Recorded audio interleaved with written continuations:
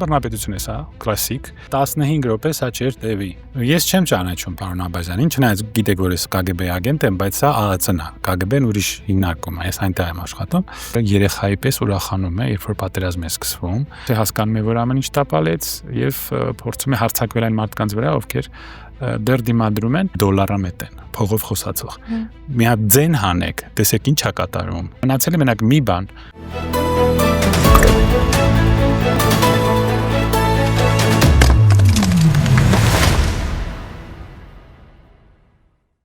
Բարև ձեզ, դուք դիտում եք հարցեր կան հաղորդումը, այսօր հարցեր կան քաղաքագիտության դոկտոր Արթուր Խաչիկյանին։ Բարև ձեզ։ Շնորհակալ եմ, որ այստեղ եք, պարոն Խաչիկյան։ Շնորհակալ եմ։ Ինչ պիտի անեի, հա, որ չգայի։ Մենք ուղղակի կարծում եմ նաև անտրամաբանական իրավիճակից է, որ նաև այսպիսի տրամադրություն ունենք, սա երևի թե նաև ինքնապաշտպանական ռեակցիա է։ Հիմա ներկայացնեմ, թե ինչ տեղի ունեցավ, փորձեմ կարճ ներկայացնել երեկվա իրադարձությունները եւ նաև այսօրվանը։ Բարերար Սամվել Կարապետյանը հրապարակավ, հանդես եկավ ի պաշտպանություն եկեղեցու, ինչին հաջորդեցին նրան ուրեմն ձերբակալելու լուրը եւ Նիկոլ Փաշինյանի գրառումները սպառնալից։ Այսօր արդեն խոսվում է Սամվել Կարապետյանին կալանքի տանելու մասին, փաստաբանը քիչ առաջ րոպեներ առաջ հայտարարեց այդ մասին, երբ որ պատճառահետևանքային կապերը համադրում ենք, մենք տեսնում ենք, որ սա հստակ քաղաքական հետապնդում է, որովհետև քաղաքականապես մոտիվացված հետապնդումը նույնպես քաղաքական հետապնդում է։ Այսօր ազատվեց ազգային անվտանգության ծառայության ղեկավարը եւ Նիկոլ Փաշինյանը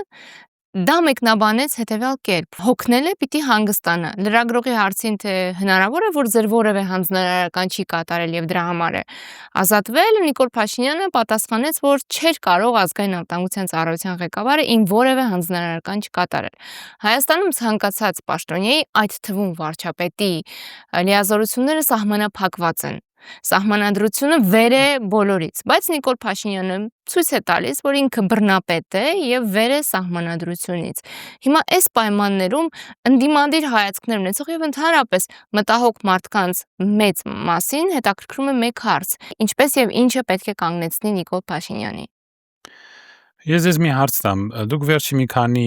օրերի ընթացքում այս անձի գրածները տեսել եք Facebook-ում։ Բոլորս տեսել ենք, իմ ռեակցիան էլ բոլորը տեսել են։ Ես իսկապես չէի սպասում։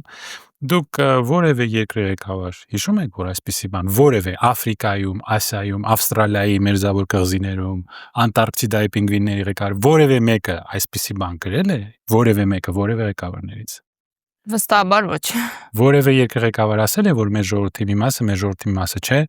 դա իրենց գործն է, իրենց անվտանգությունը մեր գործը չէ։ Որևէ երկրի ղեկավար ասել է, որ երրորդ երկիրը պետք է պաշտպանի մեզ, իսկ մենք պետք է ոչինչ չանենք։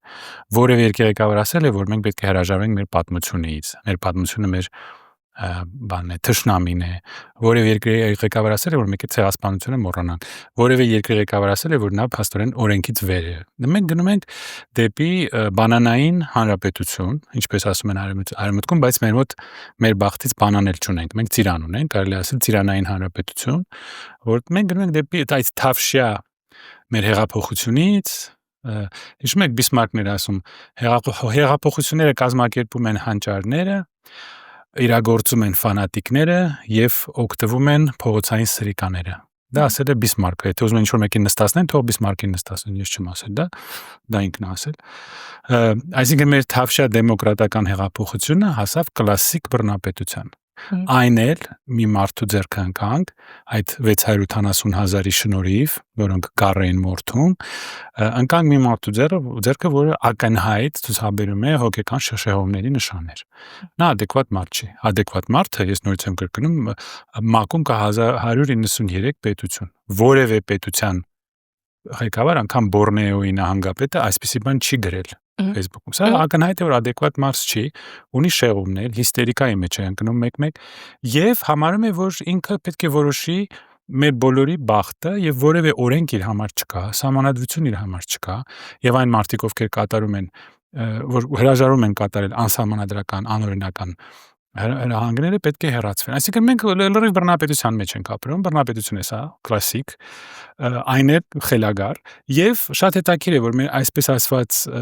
այդ ոչ կառավարական կազմակերպությունները, հասարակական կազմակերպությունները, որոնք տասնյակ միլիոնավոր դոլարներ են ստանում արևմուտքից, որպեսզի այստեղ պահպանել դեմոկրատիան, մարդու իրավունքները, որոնք ամեն օր քննադատում էին երրորդ նախագահին, երկրորդ նախագահին, 9-ից 5-ը, ավելի երկար անգամ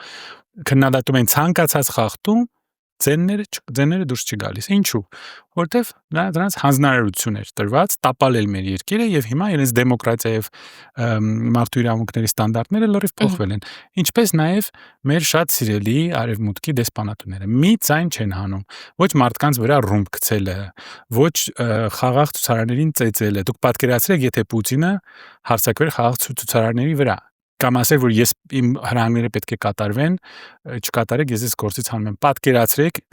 քանի անգամ օրեկան, ոչ թե օրեկան, ամեն ժամը 4-5 անգամ ամբողջ արևմուտքը դրա մասին խոսալու է բոլոր կառներով Բրյուսելից, վայնասուններ կգային, սանկցիաներ կլինեին, Մագնիտսկի գործը հիշում եք։ Մագնիտսկի ցուցակը հիշում եք, Պոլիտիկովսկայի սպանությունը հիշում եք։ Եվ ես չեմ խառնվում այդ գործի մեջ, շատ հնարավոր է, այո, եղել է եւ շատ անարդար է, բայց տեսեք, որ արևմուտքը ինչ ռեակցիա տվեց այն դեպքում։ Իսկ այստեղ ըստ իր երեսպաշտության ստանդարտների, կրկնակի երրակի 5-ակի ստանդարտների լռություն մեզ տարան դեպի բռնապետություն, կլասիկ բռնապետություն եւ արևմուտքը բերանփակ նայում է, ոչ իման չի անում։ Ասում եք բոլորը լռում են, բայց 1-2-ը ձայն հանում է։ Գիտեք ինչ են անում։ Ինչ են անում։ Ծաղրում են Սամվել Կարապետյանին, իր հետ կատարվածը եւ այդպիսով աջակցում Նիկոլ Փաշինյանին։ Դարձեք իրապես փողը որտեղից է գալի, որտեղ մեր մոտ փողով են խոսում շատերը։ Արևմուտքը փողը տալիս է, արևմուտքի շահերից են խոսում, վաղը Ռուսաստանը իրենց փող կտա, Ռուսաստանի շահերից կխոսեն։ Այն մարդիկ են, ովքեր վաճառվում են։ Գիտեք, երբ այսինքն կանայք կամ անգամ տղամարդիկ ստիպված են որոշ գործողությունների գնալ, վաճառել իրենց մարմինը, դա սարսափելի բան է, ես դա երբեք չեմ ընդունել, դա իհարկե ողբերգություն է, բայց դա մի բան է, ասենք մարդը սոված է մնացել, բայց երբ վաճառվում են այդ ՀԿ-ները, այդ այսպես կոչված արևմտամետները, գրանտակերները վաճառում են իրենց սեփական պատիվը եւ մեր ժողովուրդը այդ փող ստանալու համար, դա մի ուրիշ մակարդակ է այդ նույն երևույթի։ Ընդգծեցիք, ասում եք, այս մարդը adekvat չէ։ Դա ես չեմ, բոլորը տեսնում են դա։ Հիմա բայց ես հարց ունեմ, այսքանից հետո այդ մարդն է ոչ adekvat, թե այն մարդիկ էլիտաները, համակարգերը, հանրությունը, որը հանդուրժում է։ Ճիշտ եք ասում, Վրաստանում 15 րոպե սա չէր տևի։ Մենք այսքան վրացիների վրա վրացիների հետ կատակ ենք անում, վերևից ենք նայում, մենք էլ տեղ չունենք ընդհանրապես խոսալու։ Մեր ռեգիոնում որևէ երկրի մեջ այսպիսի խայտառակություն չի կատարվում, ոչ Ադրբեջանում, ոչ Իրանում, ոչ Թուրքիայում, ոչ Վրաստանում, ոչ Ռուսաստանում այսպիսի խայտառակություն չի կատարվում։ Դուք շատ ճիշտ եք ասում, սա արդեն ոչ միայն իր ոչ adekvat լինելն է, այլ մեր սիրելի ընդդիմության ոչ adekvat լինելն է, մեր հասարակության ոչ adekvat լինելն է։ Մարդիկ հանգիստ առավոտը գնում են գործի, երեկոյը գնում են ռեստորաններ, չգիտեմ, բարեր են գնում, ինչ-որ խնջույքների են գնում, այնպիսի տպավորություն է, որ նրանք կարծում են, նրանք ուրիշ աշխարհում են ապրում։ Նրանք չեն հասկանում, որ սա անմիջապես վաղ չէ մյուսը մի ամիս հետո անդրադառնալու է իրենց վրա, իրենց երեխաների վրա, իրենց ընտանիքների վրա։ Չեն հասկանում։ Նրանք մտածում են ստամոքսով եւ աղիքներով, բայց մի օր դա իրենց հասնելու է։ Այսպիսի վիճակում մեր շուրջը արդեն ունենք լայնամասշտաբ պատերազմ, համաշխարհային պատերազմից 5 րոպե է պակաս, մնացել է Չինաստանը միանա եւ սա դառնում է համաշխարհային պատերազմ։ Մենք զբաղված ենք, տեսեք ինչով։ Բայց մյուս կողմից մարդկանց էլ դժվար է մեղադրել, որտեղ մի քանի անգամ դուրս եկան փողոց եւ պարզվեց պլան չկա, ղեկավար չկա, ընդդիմությունը, չգիտեմ ոնց ասա կազմակերպում, որ ամեն անգամ տապալվում։ Գիտեք, պարոն Խաչիկյան, Սամվել Կարապետյանը իր խոսքում ակնարկեց, որ եթե քաղաքական ուժերը չկարողանան մենք ինչ-որ բան կանենք, փաստորեն ընդդիմությանը եւ քաղաքական ուժերին ակնարկում է, որ դուք ոչինչ չեք կարողանում անել։ Դե բոլորս էլ գիտենք դա։ Մեր ընդդիմությունը փոխանակի ինչ-որ բան անի, զբաղված է հաշիվներ պարզելով։ Իրանց մեջ անհամաձայնություններ կան, այս impeachment-ի հարցով անհամաձայնություն կա, ուրիշ մեթոդների վերաբերյալ ինչպես կարելի է փոխել։ Սրանք որ եկան 18 թվին, մեզ բոլորիս խաբեցին։ Այդ 12 հոգով էին, թե 15 հոգով էին, շունը չհաշված, չէ՞։ Հա, որ եկան ավելի քիչ էին, հա։ Իմջալուց ավելի քիչ էին։ Նրանք նենց տեսք ունեին, ճիշտ ասած, որ եկան Երևան, ես մեղքեցի, ես իրանց տեսա, մեղքացի իրանց, որ եկան օպերայի կողքին, ինչ որ բան են, սկամեիկայի վրա նստած են, ես ասես մարդկանց ծեծելու են։ Ես իրանց դեմ ոչինչ չունեի, ես իրանց մեղքացի, որովհետև Պարզ է, որ իրանց ծեծելու տանելու են։ Պարզ է, որ մենակ իրանք չէին արել սա։ Իրանց հետևը հսկայական մեքենա էր կանգնած, բոլոր ԶԼՄ-ները, մեր այսպես ասած ազատություն սիրող, մարդու իրավունք սիրող ԶԼՄ-ները, որ հիմա բերանները փակ նստած են, որ այսպեսի խայտարակություն է կատարվում, բռնապետություն ենք դարել, կանալները, որ անընդհատ գեներացնում էին այն զգացմունքը, որ ժողովուրդը դուրս է եկել, բոլորը փողոցներում են, այդ լայվերով էր կազմակերպում։ Դա շատ լավ կազմակերպված օպերացիա էր։ Եվ 12 հոգին դա չէին կարող անել։ Սա, ինչպես ասում է մեր շատ լավ ընկերը, Էդգար Ղազարյանը սա իսկապես թուրք-ադրբեջանական հեղաշրջում էր, սա հեղափոխություն չէր, մեզ խաբեցին։ Օգտագործելով նախկին ղեկավարության սխալները, օգտագործելով ժողովրդի դժգոհությունը, նրանք կատարեցին պետական հեղաշրջում, ինչպես գերմանացիները Լենինին գցեցին Ռուսաստան, հիշում եք պատերազմի ժամանակ, որպեսզի Ռուսաստանը դուրս գա պատերազմից, Լենինին իրենց տարածքով անցկացրեցին, գցեցին Ռուսաստան, որ նա այնտեղ բոլշևիկյան հեղափոխություն սկսի եւ ռուսական բանակը փլուզվեց, Ռուսաստանը դուրս եկավ, պարտվեց պատերազմում իրենց պատճառով։ Այն նույն ձևով մեր մոտ այս դիվերսանտներին գցեցին։ Ես զարմանում եմ, որ մեր հասարակությունը կարծում է, որ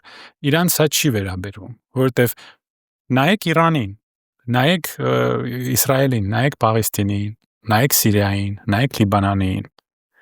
նայեք որ երկիր էլ ասեմ, Ուկրաինային նայեք։ Տեսեք մեր շուրջը ինչ է կատարում։ Դուք կարծում եք դուք սեղ ռեստորաններում նստելու եք, որ սենց շարունակվի։ Դուք մի հարցադրում արեցիք այսօր առավոտյան։ Ավելի ճիշտ գնահատական տվեցիք, ասելով, որ փաստորեն Հայաստանում կա երկու տղամարդ։ Մեկը Սամվել Կարապետյանի նկատի ունեք, որ կանգնեց եկեղեցու կողքին, մյուսը ազգային անվտանգության ծառայության ղեկավարին, որը ձեր գնահատմամբ հրաման չի կատարել եւ հետեւաբար ազատվել է աշխատանքից։ Ես տեսա, որ մարդիկ հակադարձում էին ձեզ, նշելով, որ երկրորդի հարցում վերապահում կա։ Այդ մարդը ազգային անվտանգության ղեկավարը 2020 թվականի նոյեմբերից,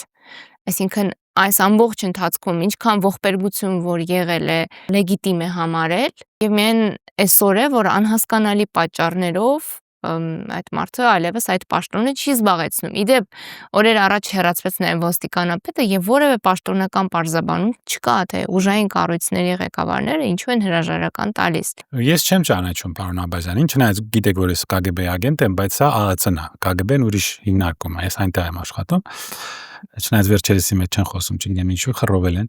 Լավ չեք անում ձեր գործը։ Չեմ անում մեր գործը։ Ես չեմ ճանաչում պարոն Աբազյանին, բայց գոնե այս դեպքում ես կարծում եմ, որ ակնհայտ է ինչու իրեն ազատեցին, չէ, ինչից հետո դա եղավ, այդ կարծում եմ, որ դրա հետ է կապված, իմ կարծիքով այո, եւ եթե նա հրաժարվել է կատարել այս անօրինական հրամանը, ճիշտ է արել, ես դա դրական եմ համարել։ Ինչ է եղել անցյալում չեմ կարող ասել, որտեղ որպես պետական անվտանգության, ազգային անվտանգության կոմիտեի ղեկավար երևի ես կարծում եմ, որ կան որոշ պատասխանատվություններ եւ եթե քաղաքական ղեկավարությունը երկրի ոչ բարո ձևով ընտրված լիդերը որոշումներ է կատարում, ձեր հնարավորությունները դեմ գնալու որոշ չափով սահմանափակ են, սա կարող է դիտվել որպես պետական հեղաշրջում։ Այսինքն այնտեղ հարցեր կան, ես չգիտեմ, ես երբեք չեմ խոսում մի բանի մասին, որը ես չգիտեմ, որովհետև դա արդար չէ։ Իհարկե կատարվել էր պետական դավաճանություն, հանձնվել էր Արցախը, հանձնվել են մեր տարածքները, քանդվում է մեր երկիրը, պարզ է։ Դա պարզ է, բայց ես չեմ կարող դատել այս իրավիճակը, քանի որ չգիտեմ թե այնտեղ ինչ էր կատարվում եւ ինչ կարող է լինել, եթե ասենք արճակատում լիներ ԱԱՑ-ի եւ պետական կառույցների մեջ, դա արդեն հեղաշրջում է, դա էլ իր վտանգները ունի։ Այս դեպքում կարծում եմ, որ պետք է ողջունել, որ գոնե երկու տղամարդ գտնվեցին։ Իհարկե մենք ուրիշներին էլ ունենք, ընդդիմության ղեկավարները, ես բոլորին շատ լավ եմ վերաբերվում։ Ես այս հարցերում ամերիկացի եմ, ես կարող եմ մարդու հետ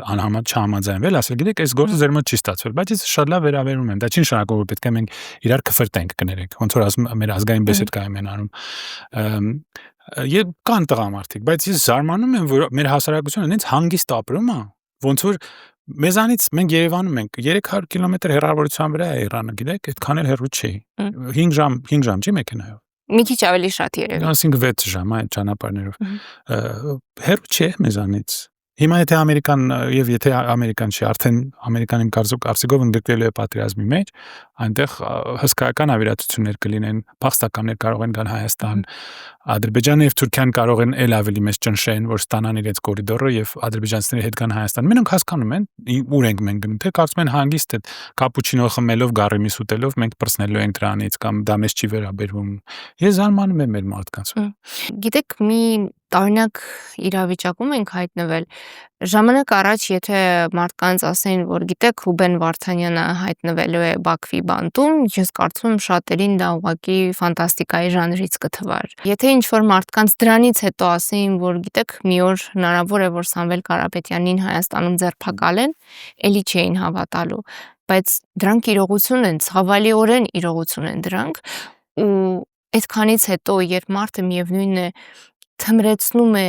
բնազդները չնկատելու տալու այն վերահաս վտանգը, որը հասնում է իր տուն, սրան պիտի վիրահատական միջամտություն մարդուն պիտի փրկել, որովհետև ինքը չի գիտակցում, որ իր կյանքը սպառնալիքի տակ է։ Պետք է հստակ միջամտություն փրկելու այդ մարդու կյանքը, անգամ եթե ինքը դա չի ուզում եւ անգամ չի գիտակցում։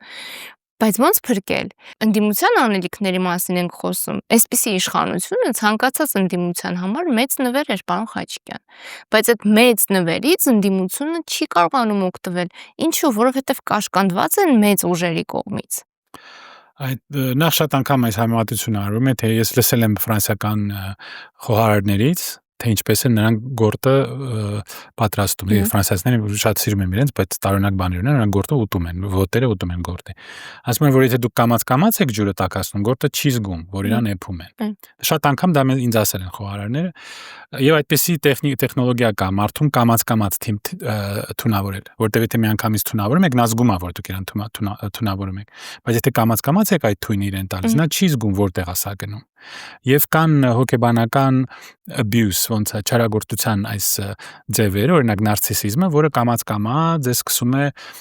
շահագործել, օգտագործել, վիրավորել, այսպիսի տեխնոլոգիա էլ կա։ Սա նույն բանն է, մեզ ոնց որ թմրամիջոց էլ զգաց լինեն։ Մի հատ պատկերացրեք 2018 թվականի չարաբաստիկ տարին ապրիլին մենք կանգնած ենք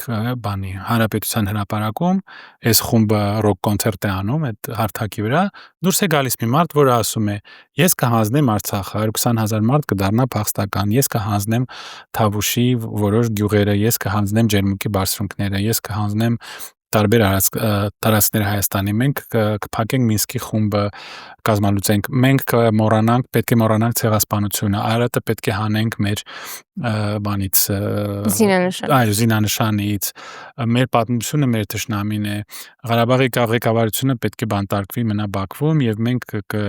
ձերբակալենք Սամվել Ալեքսանյանին եւ մենք համարում ենք, որ մենք պետք է ընտրենք կաթողիկոսին։ Սամվել Ալեքսանյանին դեռ չեն հասել։ Սամվել Կարապետյանին։ Ներողություն, Սամվել, ես չգիտեմ ինչ ասեմ։ Դա լուրջ տարբերություն է, պարոն Խաչիկյան։ Սամվել Ալեքսանյանը գործարար է, որը մինչև այսօր փաստորեն աջակցում է Նիկոլ Փաշինյանին։ Դե մեզ էլ խոսք են տալիս, որ այլևս օլիգարխներ չեն լինի, մեծահասլուներ չեն լինի, տեսակ որ շատ լավ էլ մնացին, հələ մի հատ էլ ավելացան, եկեք կասկադում նայեք, պիժամայով ման են գալի։ Եվ ինչ է ուզում ասեի, եւ հետո կասի, որ մենք կձերբակալենք այո այս գործարարին, էլ ինչ ասեր։ Այսքան բանից հետո մարդիկ ինչ կանեին։ Նրանք ասեն, ընկեր, դու գնա բժիշկի մոտ, ես ինչ ես խոսում։ Դուք հասկանում եք այն ժամանակ այդ բոլոր ստերը, որ մեզ ասվեցին, այդ սուտ ասելու տեղը իրականությունը մեզ ասեին, թե ինչ է մեզ հետ լինելու։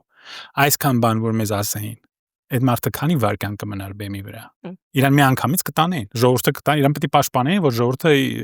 չծեծեր իրան, չէ՞։ Պարոն Խաչիկյան, դուք նկատեցիք նաև, որ աստիճանաբար նորմալ դարձավ Հայաստանի ղեկավարի այցերը Թուրքիա։ Օրինակ հիմա նախատեսվում է այց Անկարա, եւ դա շատ բնականon օրակարգ է դարձել այն պարագայում, երբ մենք չունենք փաստացի դիվանագիտական հարաբերություններ Թուրքիայի հետ։ Իսկ զանգերը Բրիտանիայի հետախուզության պետի հետ, Մուրի հետ, չնայած ինքը հիմա փոխվել է, մեր բախտը բերից հիմա կին է լինելու, այն ազգության վրացի, չգիտեմ դա մեր վրա ինչպես կազդի լավ թե վատ։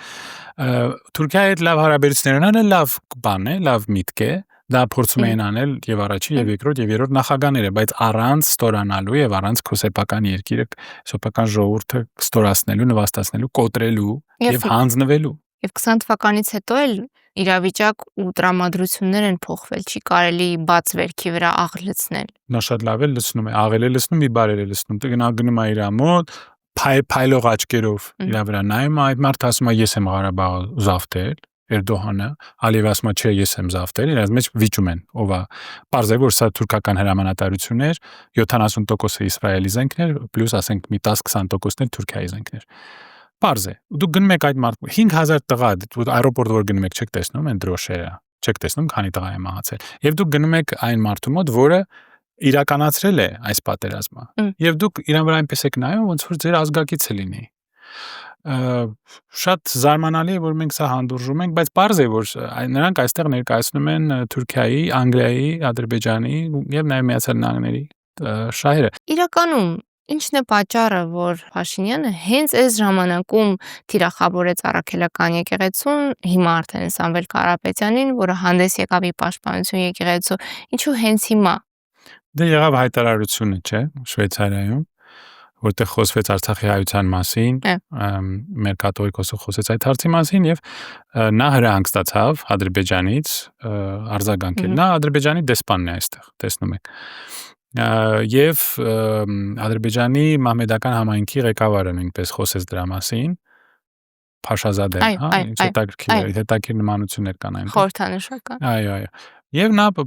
ըստ իր հրահանգի հարձակվեց մեր եկեղեցու վրա։ Մեր եկեղեցին վերջին ինստիտուտն է, որը դեռ դիմադրում էր այս բռնապետությանը։ Եւ նա հիմա փորձում է այդ ինստիտուտն էլ կազմալուծի։ Դա շատ մեծ վտանգներ է պարունակում իր մեջ, կարող է տանել դեպի քաղաքացիական պատերազմ։ Մեր քթի տակ պատերազմը իսկական, ամենաիսկական պատերազմն է, պարոն Խաչիկյան։ Միջազգային մամուլում նշվում է, որ երկուստեք Իրանը եւ Իսրայելը թիրախավորել են միմյանց ռազմավարական նշանակության օբյեկտները, բայց նաեւ մի բան էլ հստակ է, որ Իսրայելին թեև ինտենսիվ գործողություններին դեռ չի հաջողվել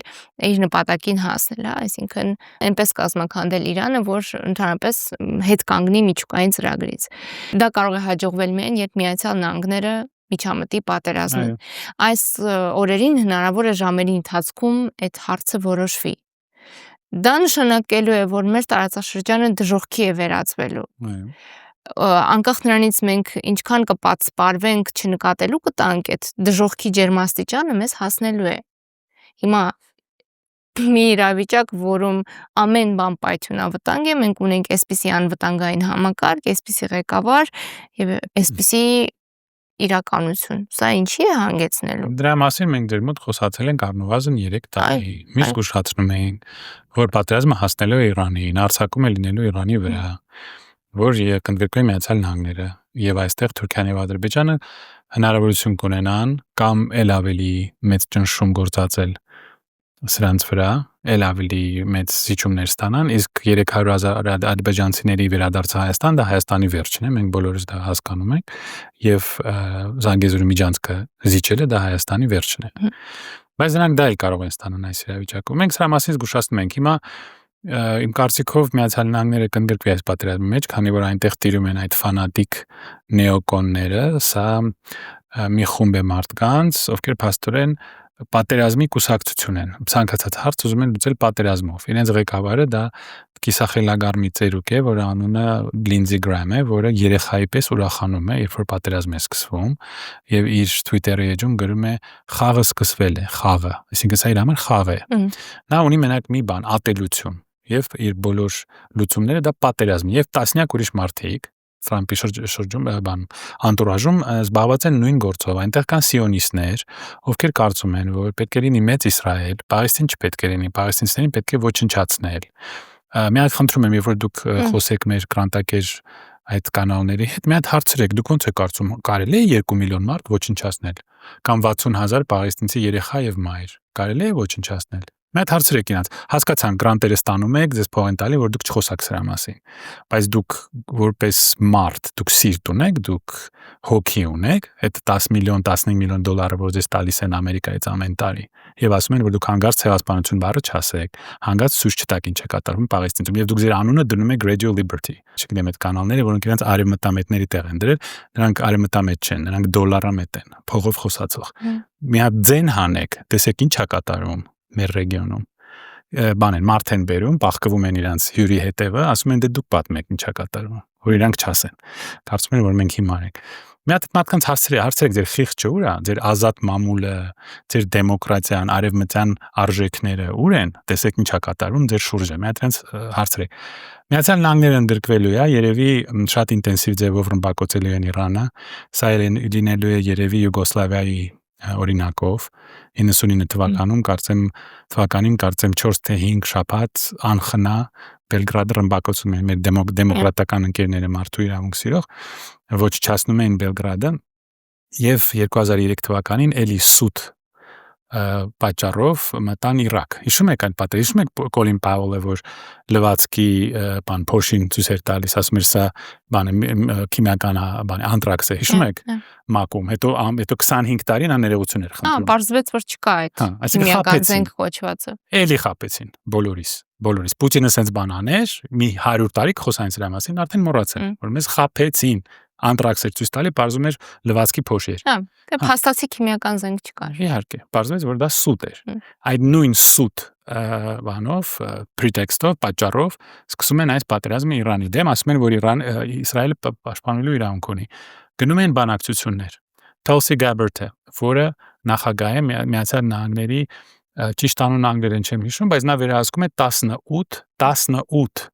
ամերիկյան հետախուզական գործակալություններ։ Ասել է, որ մարտին, ասել է, որ մենք որևէ ապացույց չունենք, որ Իրանը ցանկանում է միջուկային զենք ձեռք բերել։ Տրամպին երեք հարցրեցին, ասում է ինչ ուզում է թող խոսա։ Մի ԿՊ-ական էլ ինքն է։ Տեսեք ոնց է խոսում։ Ինչ ուզում է թող ասի։ Դա խոսում է Միացյալ Նահանգների նախագահ, մի երկիր, որը Ջոն Կենեդի ուներ, Ֆրանկլին Ռուզվելտ, Դելան Ռուզվելտ ուներ։ Այդ մարդկանցից հասանք, մենակ մենք չենք։ Ամբողջ աշխարհում մարդիկ դարել են եսի ինչ, բայց ոչ իհարկե այս աստիճանի։ Ուրեմն խաբեցին Իրանին, ասում էին, որ Կիրակի օրը կլինեն նոր բանակցություններ Ուիտկոֆի հետ, ուրբաթ օրը հարձակվեցին այդ դրոնների միջոցով, գաղտնի ձևով բերեցին Իրան։ Տեսեք, ձեռագիրը նույնն է՝ Ռուսաստանի դրոնի հարձակումը եւ Իրանի հետևությունները պարզ են, ով է սրա հետևը կանգնած։ Խաբեցին։ Կային մի քանի պայմանավորվածություններ անցյալում, որոնք սահմանափակում էին Իրանի միջուկային ծրագիրը։ Օրինակ հարստացման տոկոսը սահմանափակում էր 3.65%-ով, այսինքն դա քաղաքացիական